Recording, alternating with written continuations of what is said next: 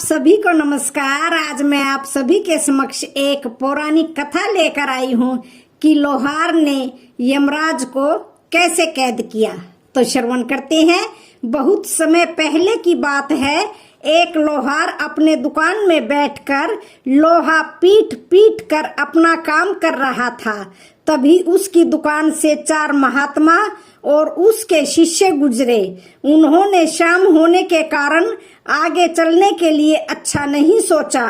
उन्होंने लोहार से पूछा कि क्या हमें आज रात के लिए यहाँ रहने की व्यवस्था हो सकती है।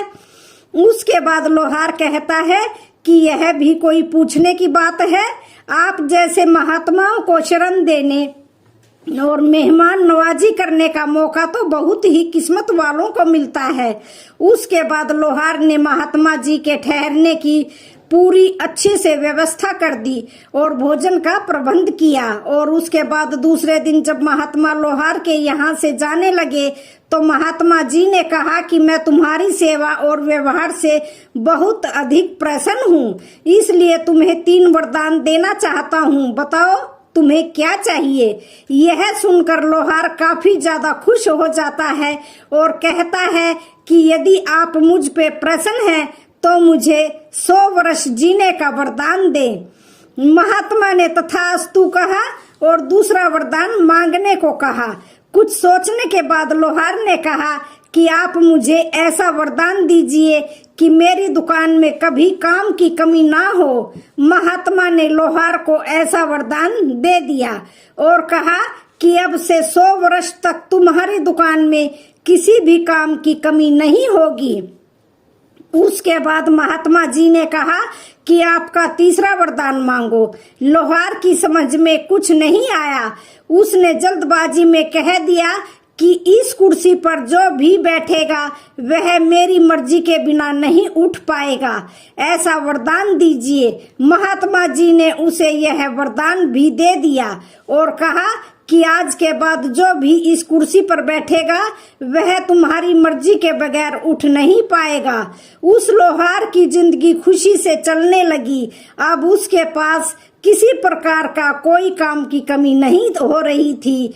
उसके बाद वह बहुत दिनों तक हट्टा कट्टा और जवान रहा, लेकिन धीरे धीरे उसके सभी साथी मर गए और कुछ बूढ़े हो गए।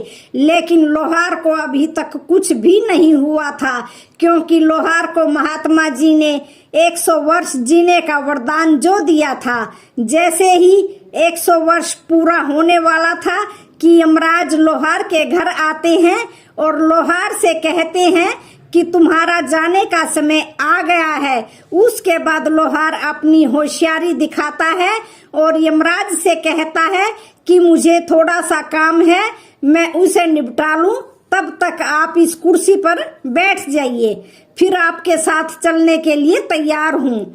जैसे ही यमराज कुर्सी पर बैठते हैं लोहार बहुत जोर जोर से हंसने लगता है और कहता है कि आप मेरी मर्जी के बगैर इस कुर्सी से नहीं उठ सकते।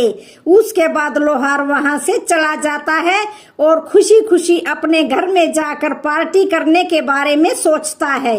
इस वजह से एक मुर्गे को काटने के लिए खोजता है और मुर्गा काटकर तुरंत वापस आ जाता है, क्योंकि यमराज जी को तो उसने वहां पर बैठाकर कैद करके रखा था। इस कारण से पूरी दुनिया में किसी की भी मृत्यु उस वक्त पर नहीं हो रही थी। उधर लोहार अपने जीवन जीने में मस्त था।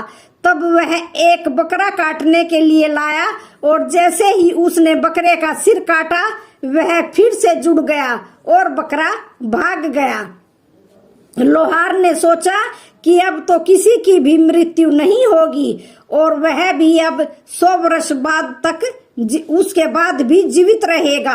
उसने सोचा कि चलो मैं दाल चावल और प्राकृतिक चीजें खाकर ही गुजारा कर लूंगा। फिर उसने चावल दाल और प्राकृतिक चीजें खाना शुरू कर दिया। यमराज जी को उस कुर्सी पर बैठे करीब 1 साल बीत गया। पूरी दुनिया में तबाही का मंजर था, क्योंकि किसी की भी मृत्यु ना होने के कारण आसमान पूरी तरह से मच्छर मक्खियों से काला पड़ गया था।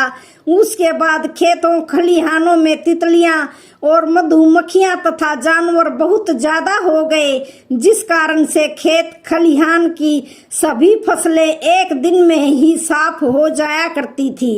पूरी पृथ्वी पर बहुत ज्यादा जहरीले सांप पैदा हो गए थे और बहुत ज्यादा बड़े बड़े सांप पैदा हो गए थे, क्योंकि उनकी भी मृत्यु नहीं हो रही थी। अब तो पूरी दुनिया के लोगों का जीवन और जीना मुश्किल हो गया। फिर उसके बाद लोहार को अपने पर पछतावा होता है और कहता है कि मैंने बेकार में यमराज को उस कुर्सी पर बैठा दिया, पूरी दुनिया को तहस नहस कर दिया, और सोचता है कि मुझे तो मौत का मजा चखना ही है, तो क्यों ना हम पूरी दुनिया को बचा लें और यमराज को वहां से आजाद कर दें। वह फिर अपने लोहार वाली दुकान में गया और यमराज को वहां से आजाद कर दिया। यमराज ने आजाद होते ही तुरंत उस लोहार के प्राण हर लिए। उसके बाद धीरे धीरे पूरी दुनिया में सभी की मृत्यु होने लगी और फिर दुनिया सामान्य हो गई। तो ऐसी ही ज्ञानवर्धक कहानियों के लिए आप हमारे चैनल को सब्सक्राइब करें। वीडियो अच्छी लगी हो तो चैनल को लाइक शेयर सब्सक्राइब जरूर करें। धन्यवाद।